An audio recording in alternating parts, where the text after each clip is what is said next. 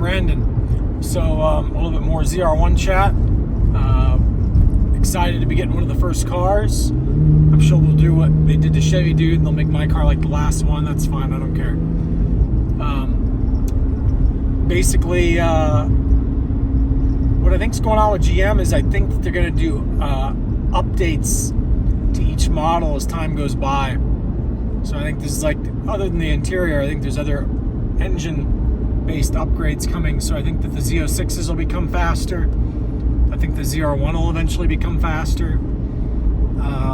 I think that there's just more things coming. And Mark Roy says that in the Jay Leno video. He says right out of the gate that they're doing a further calibration on the car. Okay. On the zr1, they got another calibration to do yet. The car is probably going to be sitting on the ground at least for a couple months at the factory, just waiting. Meanwhile, I could be wrong, but I don't think the numbers match up for GM to produce C8s until August before they finally do the changeover to 2026. I think that changeover is coming sooner. Okay, and I think that that's going to be part of the surprise. And I think that's why Conti might be getting rid of his Corvette. I could be wrong. He might just ship his car out to California and ship it back, and that's that. But I won't be surprised, is what I'm saying, when Conti gets rid of his Corvette early, because I think Conti knows as well as I do something's coming. Would like to reiterate that we put up the photographs on Facebook of the, let me pull it up here for you. The purple Z06 with all-wheel drive. It's on the way to the ring, we believe. Along with the regular Z06, which I believe was yellow. Along with the black ZR1. And along with the, I believe it was the red ZR1 with all the records on the side of it. Let me pull up those photos real quick.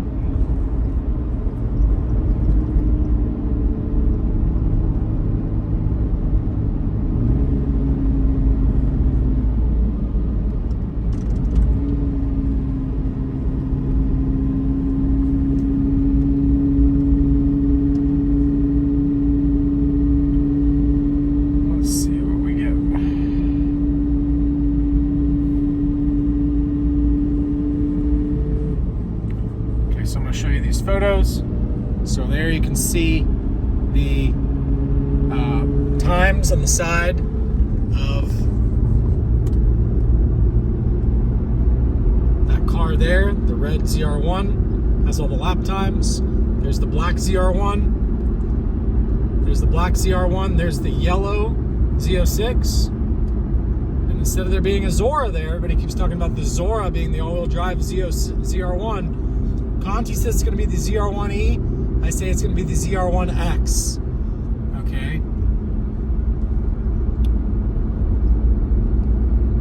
But that right there is a purple all-wheel drive Z06. It's a purple Z06 with the radiator in the front. And we have people who heard it run. You can see they all have race seats inside of them. And so they are going to the ring. So, I think it's interesting that they're ring time testing a all-wheel drive Z06 simultaneously with the ZR1 still, you see? So we know there's an all-wheel drive Z06 coming. It doesn't have camouflage on the body. We also know, in my opinion, there's a Grand Sport coming, okay? And I believe that more than likely that Grand Sport is going to be on the ground in customers' hands before the ZR1. Even though the ZR1 is a 2025, I won't be surprised when they get held for quality control and they're still working on programs and so on and so forth. Because in my opinion, what they're going to do is they've got to know in the back of their minds that I'm right, that the E-diff program is shit. It doesn't take a rocket scientist to understand that when they're going super fast, the way that the E-diff program changes. Now, a lot of you think that you're savvy and you say, well, I've seen the ZR1 drift in the videos today, Brandon. Right, that's below 70 miles per hour, below 80 miles per hour. This car that I'm in right now will do the same thing. It'll drift all day long with all the traction control and race 2 ESC off. It'll drift. But the moment that you get up above 80, the car changes, the E-diff program changes, and now the car pushes. That E-diff locks up. So, I just want to emphasize the zr1 is going to be no different. GM has the same trust issues with their customers, regardless what the badge on the side of the car is. Same with the Z51. The only car that doesn't do it is the non-Z51. That's the only car where you can still step it out at high speeds. Because they can't prevent it because it's not an electronic diff, it's a mechanical diff on the non-Z51. That's why it's the better car for high-speed turns. So I think that what's going on right now is General Motors in a bind because they know I'm going to have one of the first cars. They know I'm going to be able to show you guys right away what's going on with the E-diff. I'm going to be able to log the percentages. The anonymous driver is going to be able to log the percentages on the E-diff at different speeds. I will say this, I'm not going to put the first miles on the car. I'm going to let the person who's going in halves with me on it, because I took this first Z06 and put tons of miles on it, and we want halves on it. I'm going to let him take the zr1 and go put all the miles on it first. And once he's got it broken in, because he doesn't drive quite like I do, and then once he's got it, broken in nice, then I'll come and take it for a ride and do some data logging for you guys. So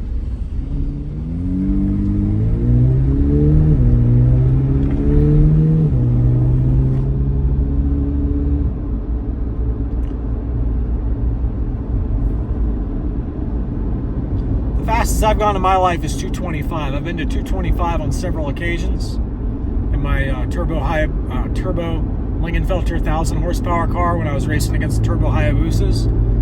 So 233 is fast. That's the new fast for me. Okay, if the car actually does that, which I assume it will, as long as they don't change any calibrations or anything.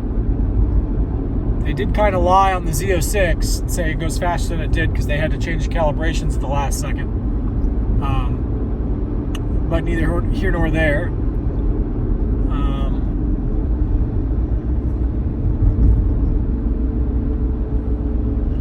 Careful through here. It's 35 miles per hour and I passed a sheriff going 45. I think he had some sympathy though.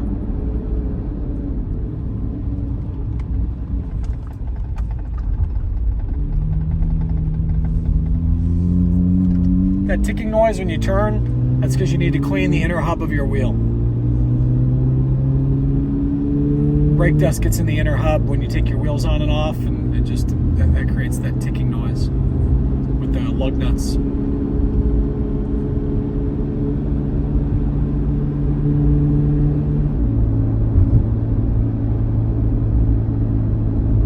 So it'll come down to the wire on the bets, whether the Grand Sports land or not in time. Like I said, I'll pay my bets, it's not a problem. But hopefully by now you guys understand that I knew what I was talking about. There was a surprise Grand Sport coming, as well as other surprise cars coming.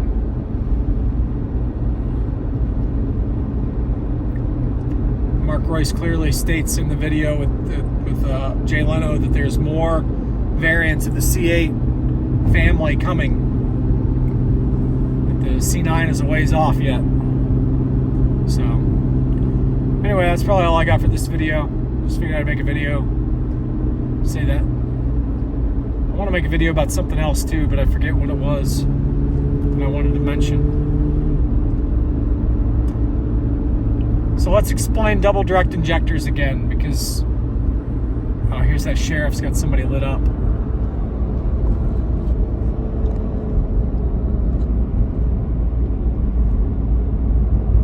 See, I did get lucky. What's the sheriff doing? So the sheriff was lit up, he was pulling over this car, and then he changed his mind.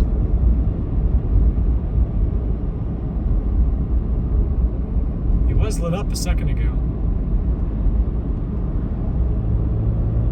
I wonder if he realized who I was.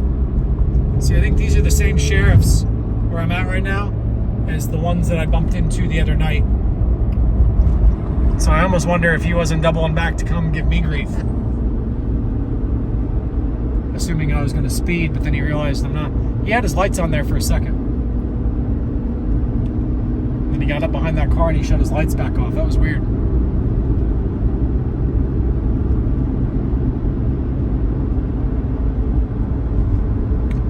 I turned around and he turned around. I always follow my gut in life. These cops don't believe it. They all think I have radar detectors and all this other shit. This is a fun road to go fast on too right now. And I was like, no, I'm gonna go slow and make a video. A couple other details. These back tires need to be replaced. These are the C7 Z06 size back tires on aftermarket wheels that we had on the C8.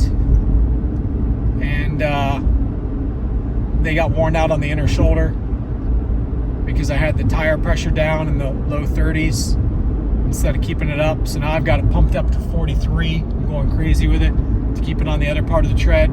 I get every mile out of these things till they pop. And they're run flats, not drama when they finally pop. What was the other thing I wanted to tell you about? There was something else.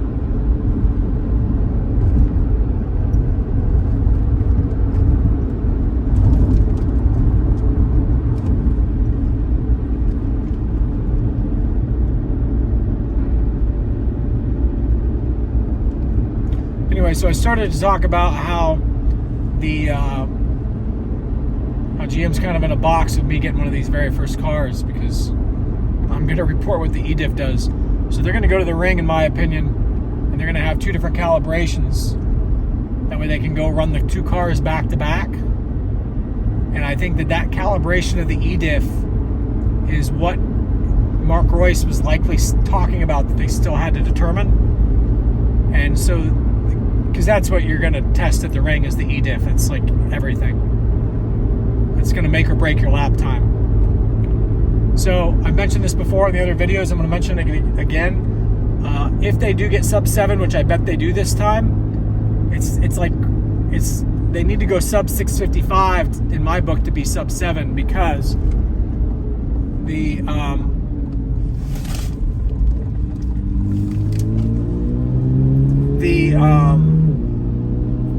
ring has been redone. The ring has not only been repaved, but it's been smoothed. Misha does a lot of showing of what's been smoothed out. So they took away the bumps, which pissed off E-diff cars. So Lamborghini, Ferrari, everybody's getting away from mechanical diffs, they're going to E-diff cars now. Because that's what the magazine testers like. Oh, it's so smooth and it's so controllable, blah, blah, blah. But then when you take it to the limit, it fucks you. But anyway, this phone's going to die, so I'm going to end this video. See ya.